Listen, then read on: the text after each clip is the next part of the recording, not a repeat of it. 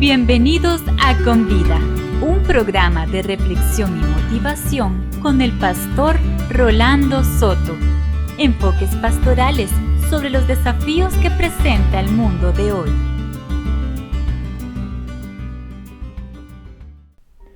Nuestro tema de Con Vida de esta ocasión tiene que ver con la experiencia de luchar con dudas internas.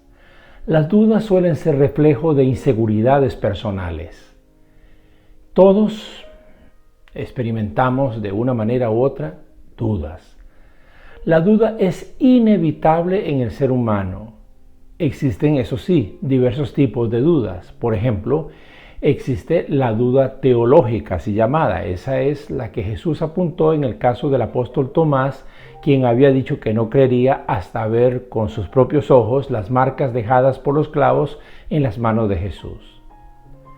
Pero además existe la duda metódica, es el acto de dudar de todos los conocimientos que no sean evidentes o del procedimiento utilizado hasta entonces. Esta es una duda para aumentar el conocimiento. A esta duda se refería Francis Bacon con su refrán: la duda es la escuela de la verdad. Y también está la duda filosófica. Se refiere al estado de vacilación o inestabilidad de la mente ante dos decisiones o juicios contradictorios. En esta ocasión, con nuestro tema, vamos a concentrarnos en lo que llamaríamos entonces la duda filosófica. Se trata de la vacilación que uno puede experimentar ante un hecho, ante una noticia, ante una creencia, en donde se supone que uno pasa por una incertidumbre que le retarda decisiones que debería tomar. En Santiago, el capítulo 1, verso 6, un libro de la Biblia, hablando de pedir con fe, el escritor bíblico afirma que quien duda es como las olas del mar, agitadas y llevadas de un lado al otro por el viento.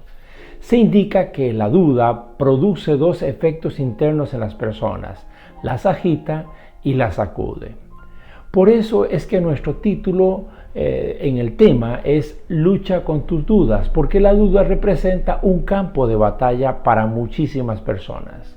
Entremos pues a nuestro primer tema con el segmento de la vida.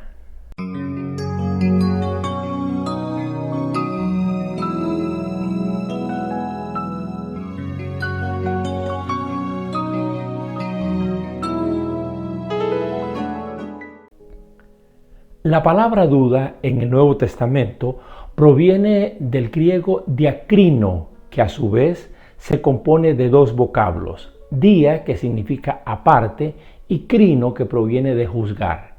En otras palabras, diakrino significa separar completamente. Lo que se enfatiza es el estado de separación entre dos partes, o entre dos situaciones, o entre dos ideas, incluso entre dos sentimientos. Se refiere entonces a un estado de titubeo o vacilación. No es lo mismo dudar que ignorar. En la ignorancia a uno le hace falta criterio o juicio. En la duda es más bien la dualidad entre dos criterios o juicios. Tampoco es lo mismo dudar que sospechar. En la sospecha es como una inclinación mental hacia un criterio, aunque no sea una inclinación firme ni evite el temor a equivocarse. Ahora, apuntemos a casos específicos. Aquí estamos hablando de la duda en cuanto a, por ejemplo, ¿amo o no a esta persona? ¿Me conviene o no esta relación? ¿Es esta la profesión que quiero alcanzar? ¿Debo o no seguir participando en este grupo? ¿Es esta la iglesia a la que debo pertenecer? ¿Será prudente mantener este secreto? ¿Debo enfrentar a esta persona? ¿Es la hora de dejar este empleo o este puesto? ¿Será cierto lo que se dice de este pariente? ¿Invierto o no en este proyecto? Hay tres elementos que intervienen para hacer que uno dude en cuanto a la decisión correcta a tomar y tenga que batallar con la indecisión. Esos factores son: el primero, el desconocimiento. Cuando uno no conoce sobre el asunto en que está dudando o del que está dudando, o cuando lo que conoce es superficial o débil, uno duda, por supuesto. La falta de conocimiento es un caldo de cultivo para las dudas. Si conocieras más, o si lo que conoces lo conocieras más y mejor, eliminarías dudas. La falta de información, la falta de comprensión, la falta de claridad sobre el asunto de tu duda es un elemento que ejerce duda en tu vida. El segundo es la inseguridad. Hay dos tipos de inseguridad que producen batallas de indecisión en una persona. La inseguridad que le produce el ambiente en que se desenvuelve o los hechos que lo rodean. Se llama esto la inseguridad exógena porque proviene de fuera de uno. Y la inseguridad interior en la persona que es fruto de complejos personales. A este se le llama inseguridad endógena. El tercer elemento es la adversidad. Uno podría estar, por cierto, de algunas cosas hasta que una adversidad llega y entonces aquella certidumbre ya no parece sólida debido al embate de la adversidad. La adversidad es de por sí una contradicción a un estado normal o ideal de vida. La adversidad tiene la capacidad de desestabilizar todo, incluyendo aquello en lo que uno podría tener conocimiento y seguridad, elementos que ya cité. Lo que estos tres elementos producen en una persona es el miedo a errar. Todos tememos a los errores. El temor al error es miedo especialmente a las consecuencias. Tememos a las consecuencias sobre todo cuando nos resultan desconocidos los efectos de un error. Los errores suelen pagarse muy caro, sobre todo cuando sus efectos perduren en el tiempo. Además, el equivocarnos puede llevarnos a vivir pérdidas significativas. Nos desagrada perder. Nos duelen las pérdidas. Preferimos no amar a alguien para no correr el riesgo de perderlo después. O preferimos no cambiar de empleo por temor a estar perdiendo algo bueno sin poder llegar a algo mejor. A otros les da temor quedar mal. A veces nuestra imagen de nosotros mismos es tan elevada que procuramos evitar a toda costa que se deteriore esa imagen. Y por otro lado, nuestra imagen de sí mismos puede ser tan pobre que tememos ser burlados por los demás. Tiene que ver con un asunto de rechazos y aceptaciones. Miedo al error, miedo a las pérdidas, miedo a quedar mal o a ser rechazado. Todos estos miedos lo hacen a uno dudar en dos o más posibilidades y no decidimos entre esas posibilidades porque estamos atorados en la duda. Sin duda que en el fondo de nuestras dudas lo que existe es una presencia de miedo que debe ser vencido. No es de extrañar que en la Biblia lo opuesto a la fe es el miedo. Pero bien, hagamos un breve alto para volver con el segundo segmento de Con Vida.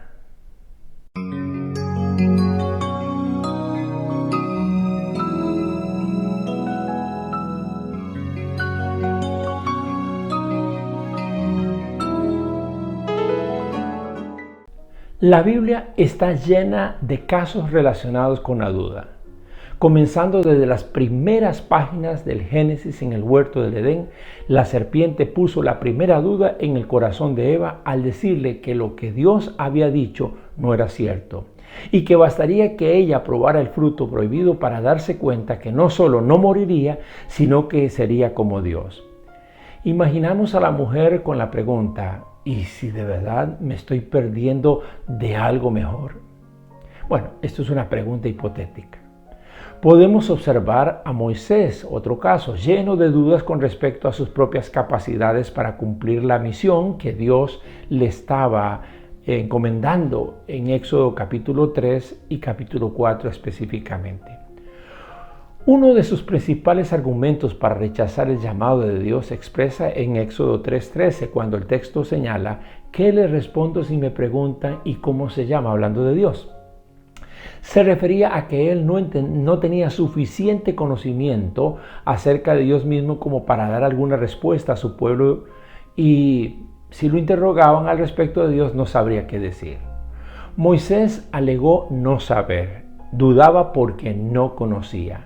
Se parece a la duda que hubo en el fondo de la respuesta que el profeta Jeremías le dio a Dios cuando lo llamó.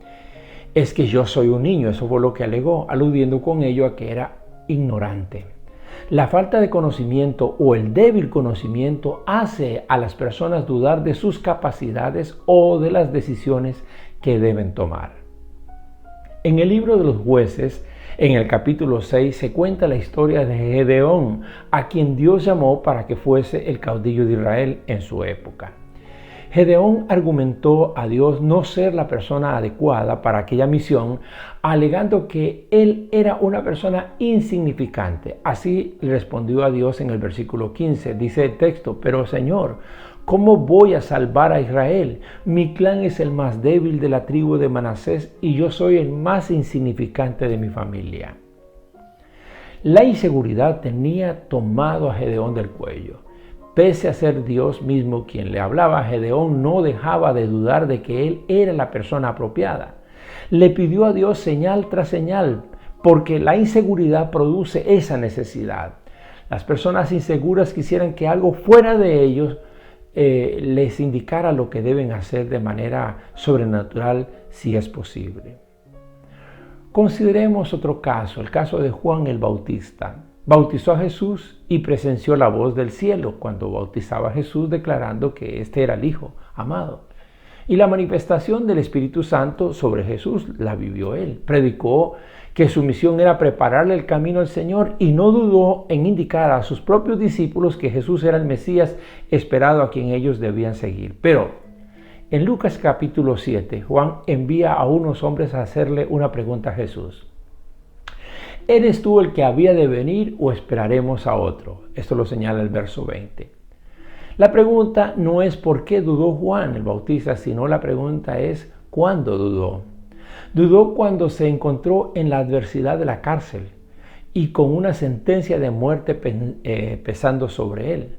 Las adversidades suelen a veces tener la capacidad, la fuerza de desestabilizar hasta lo que hemos tenido por cierto. La adversidad de una infidelidad hace, por ejemplo, que una persona que ha estado confiada en un sentimiento dude de ese sentimiento. La adversidad también puede ser que hasta la fe más sólida que decimos tener en Dios, de pronto nos veamos lidiando con dudas acerca de las promesas de Dios o acerca de su lealtad o incluso hasta de su existencia. Desconocimiento, inseguridad o adversidades, todos elementos que acrecientan nuestras dudas.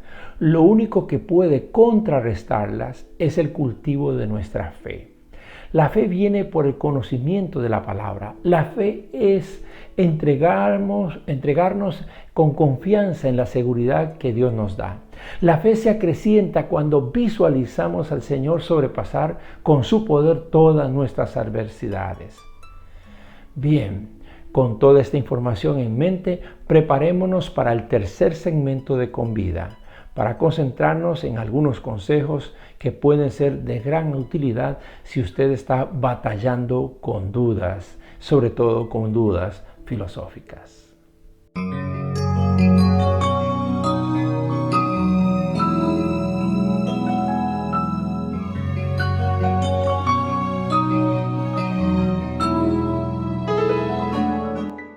La fe es la base sobre la que toda acción tiene su partida para lograr vencer las dudas. Esto lo vengo señalando ya. El versículo 22 del libro bíblico de Judas dice: tengan compasión de los que dudan. Uno debe ser compasivo con las personas que luchan con las dudas, sobre todo con dudas que les atormentan, que les agitan y las golpean. Porque la duda crea verdaderas batallas internas que deben ser ganadas antes de que la persona llegue al desaliento total o a la pasividad completa, porque eso suele suceder. El primer y principal acto de compasión que debemos tener hacia las personas cuando dudan o ante nuestras propias dudas es la acción de estimular su fe. Proverbios en el capítulo 14, versículo 12, dice que hay caminos que parecen derechos, pero al final de ellos está la muerte. Lo que indica el proverbio es que hay modos de acción o de decisión que terminan muy mal. Justamente por ello es que dudamos. Cuando se trata de decisiones que debemos tomar frente a un asunto, frente a una situación particular o frente a una posición que haya que definir o tomar, uno recurre a varios factores para la toma de esa decisión. Uno es el factor oportunidad. Uno debe saber aprovechar las oportunidades, pero debe cerciorarse mediante el conocimiento de las cosas de que de verdad sean oportunidades y no trampas. El otro factor es el sentir interno. Buena parte de nuestras decisiones tienen que ver con eso que uno califica como un sentir interior o una corazonada. El otro factor es la influencia externa. A veces la influencia de las personas pueden ser para bien, pero otras veces para mal. ¿Cuántas decisiones tomamos obedeciendo a presiones de otros? Además está otro factor, el factor de la guía divina. Es el uso que damos al sentir o al interpretar de que Dios desea que abracemos tal o cual decisión o que no lo hagamos. Definitivamente la inspiración de Dios a nuestra vida es cosa decisiva frente a nuestras dudas, pues Él es quien nos enseña a creer. A la hora de tomar decisiones frente a asuntos o situaciones que nos mantienen en duda, debemos cuidarnos de los criterios errados, entre ellos los siguientes, y los enumero. Cuidado con el impulso emocional, este es el primero. Atienda a las palabras de Proverbios, el capítulo 21:5, que dice: los planes bien meditados dan buen resultado. Los que se hacen a la ligera causan la ruina. Segundo, cuidado con las fantasías. La fantasía pues se trata de esos sueños ideales que no siempre convienen a la realidad de nuestra vida. Uno las crea porque los considera de alguna manera el camino ideal. Tercero, cuidado con la solución inmediatista. A veces el calor de la duda nos sofoca tanto que buscamos soluciones hechas a la carrera. Dice Proverbios 19:2 que las muchas prisas provocan errores. Y otro proverbio en el capítulo 20, el versículo 21, enseña que lo que al principio se adquiere deprisa, al final no es motivo de alegría. Un factor más, cuidado con los criterios ajenos. Por supuesto que el buen consejo ayuda, como dice Proverbios 12:15, que la persona sabia obedece al consejo. Pero el consejo ajeno debe servir para crear el criterio propio. No son pocas las personas que gustan que otros decidan por ellas, y eso no es sano. Otro aspecto más, cuidado con los caminos cortos. Hay soluciones que toman su tiempo. Uno debe aprender a vivir procesos y a pagar precios por esos procesos. Uno va caminando día a día, resolviendo de día en día. Eso es lo que usualmente acontece y es el camino normal. Finalmente, indiquemos 7 pasos que usted debe considerar tomar en cuenta en sus decisiones cuando tiene que enfrentar dudas. Primero que nada, defina claramente cuál es el problema o el asunto que lo hace dudar. A veces ni siquiera tenemos claro qué es lo que nos hace dudar.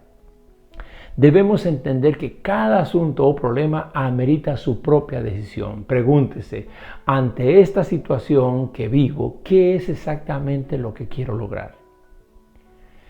El segundo paso, considere el mayor número de alternativas posibles. No siempre la más radical de las alternativas es la mejor, ni tampoco la más fácil. Lo es. Es necesario considerar los diversos caminos que usted podría tomar. Luego tendrá que decidir por la mejor salida o alternativa. Si es necesario, asesórese con personas maduras y conocedoras. El tercer paso, obtenga información. Hoy las fuentes de información son muchas. La principal es la información contenida en la palabra de Dios. Conozca sobre el asunto, lea, estudie, consulte, entérese, infórmese. El cuarto paso, valore las consecuencias que cada alternativa podría traer a su vida personal y a las personas que podría afectar positiva o negativamente. Es necesario que uno tenga la idea más clara e imparcial de cómo nuestra decisión afectará a otros. Ayuda mucho tomar cada una de las alternativas por escrito, anotando de un lado cuáles son las ventajas y del otro cuáles son las desventajas. Eso ayuda a tomar criterio. El quinto paso, consulte a Dios. Dios nos habla por su palabra escrita, nos habla por la voz de su Espíritu Santo, nos habla por el consejo sabio de sus siervos. Enmarque un tiempo de espera en el que Dios dará su consejo e instrucción y espere en él. El sexto paso, elija por alternativa que más se aproxime a lo que debe ser. Aquí es bueno procurar encontrar el punto de equilibrio que ayude a que el efecto de nuestra decisión tenga una repercusión compartida de manera justa. Cuando la decisión que tenemos que tomar ha de traer rupturas, porque algunas es así, lamentablemente, debemos saber que las pérdidas debieran ser compartidas entre las partes. Si queremos ganar algo, por lo general debemos estar dispuestos también a perder algo. El séptimo paso es lleve a cabo la decisión y compruebe si los resultados son satisfactorios. Recuerde el refrán que dice que solo los ríos no se devuelven. La mejor manera de saber si una decisión es oportuna es poniéndola en práctica. No espere que todas las consecuencias le agraden o agraden a los demás. Aprenda a ver resultados de mediano y largo plazo. Por encima de todo consejo, si ahora mismo estás batallando con alguna duda, debes aferrarte a una verdad espiritual que solo puede ser aceptada mediante la fe. Nada es difícil para Dios. Le motivo a elevar una oración al cielo pidiéndole al Señor que le acreciente esa pequeña fe que tienes en que para Él todo es posible y usted puede confiar en Él. Llegamos entonces al final del Convida de hoy. Espero contar con su fina atención en nuestro próximo programa y mientras nos volvemos a encontrar, lucha con tus dudas, pero hazlo con fe. Hemos presentado Convida, un programa de reflexión y motivación con el pastor Rolando Soto. Apreciamos sus comentarios y sus consultas y le motivamos a nuestra próxima cita en Convida.